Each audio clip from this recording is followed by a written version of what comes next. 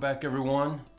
My name's John Hines, and this is the leadership tip of the day. And really, it's helping you distinguish between coaching and mentoring. Today, coaching, that term gets thrown around every other minute, and you hear of instructional coaches and leadership coaches and all other types of coaches. And I just wanted to, from my perspective, explain the difference between coaching and mentoring, in my opinion. Mentoring to me, let's start with mentoring. Mentoring to me is when someone who has done your job helps you think through your issues the way they would have handled it.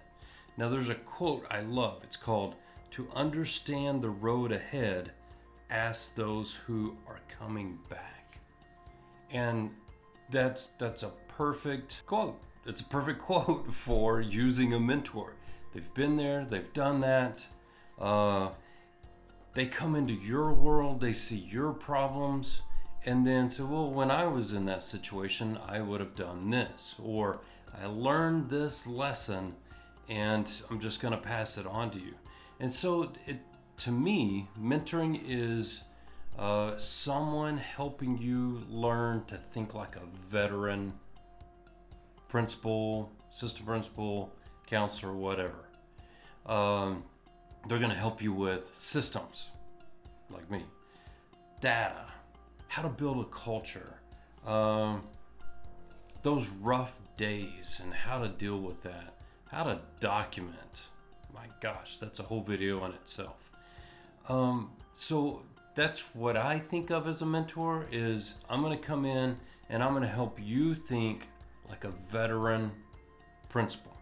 So when you're in that situation, like, God, what would John do in this situation right now? Oh, he would do this. That, to me, that's mentoring. But it is filling a gap. Those of you who are brand new to the job, a mentor can help you cut down on the amount of time it takes you to learn a lesson, and hopefully help you avoid some of those problems that would have taken you a year to figure out. No, they can in 5 minutes tell you this is what I would do, or they could give you a folder of documentation or whatever, but would help you tremendously learn the job a lot faster and help you avoid a lot of problems and pain and sorrow. So to me, that's what a mentor does. Now, a coach helps you think and helps you think better the way you think. I don't want you to, if I'm in a coaching mode, I don't want you to think like me. I want you to think like you and what you're best thinking. And typically when I coach someone, it's on the phone and 1 hour sessions, and I'm asking the right questions at the right time to get the number one issue off your mind. Because once you get that number one issue off your mind, the floodgates open, and then you can go to the number 2, number 3, number 4, and on until you get to another one where you get really stuck.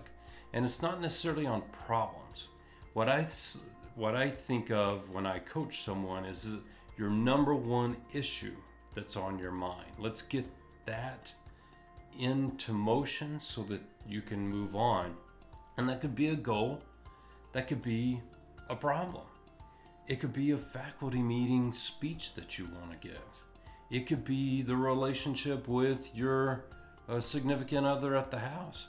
I mean, it can be anything that's holding you up from your best thinking. And I could coach you whether you're a superintendent, whether you're a principal, whether you're the nurse, it doesn't matter, because I'm not trying to get you to think like me. I'm listening and I'm thinking of the way you're thinking, and I'm trying to help you get to become a better thinker. Helping you with different habits, like, are you helping you create space to think, create space to plan, to create space to work on your emotions. Really getting clear about what you want in your life, with this problem, with this goal, with this plan. And I'm just going to help you think. That's all. I'm not going to give you my opinion. I'm not going to tell you what I would prefer. That's not coaching to me. And we've all been trained in different ways.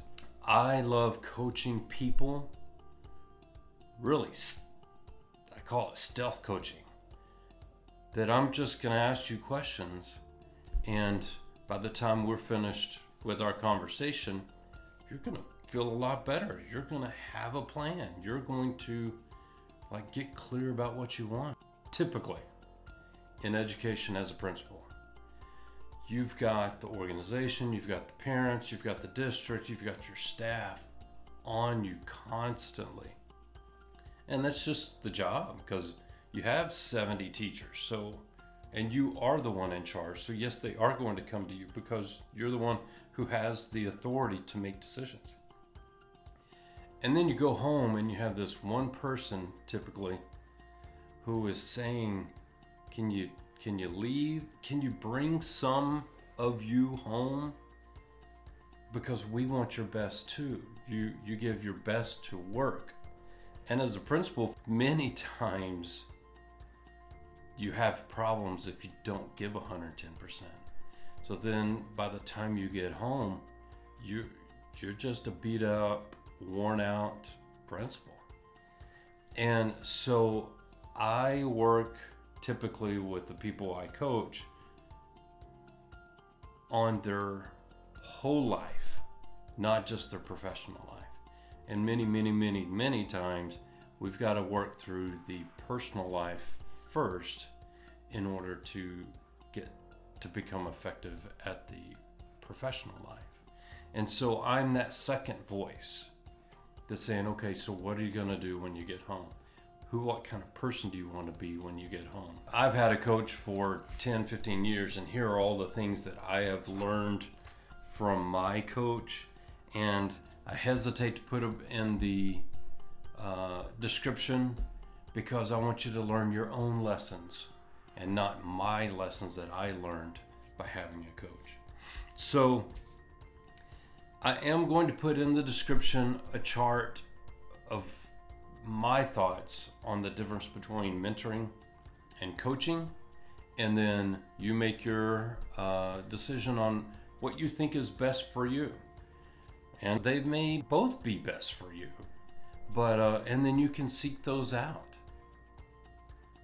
Hopefully this video will help you understand the difference or a difference between mentoring and coaching. And then I highly encourage you seek that out. Whatever you need, seek it out. It's your professional development. Both of them. It's your professional development. So you don't have to go to a training. You don't have to go to a seminar. Bring in someone like me, or there's plenty out there who can come and help you, and then take it out of your professional development budget. Because you deserve that also. And remember, you're the leader of a lot of people, and you can positively or negatively affect them. You're going to do one or the other. And so the better you are, the better you can affect positively that many people. Okay, enjoy.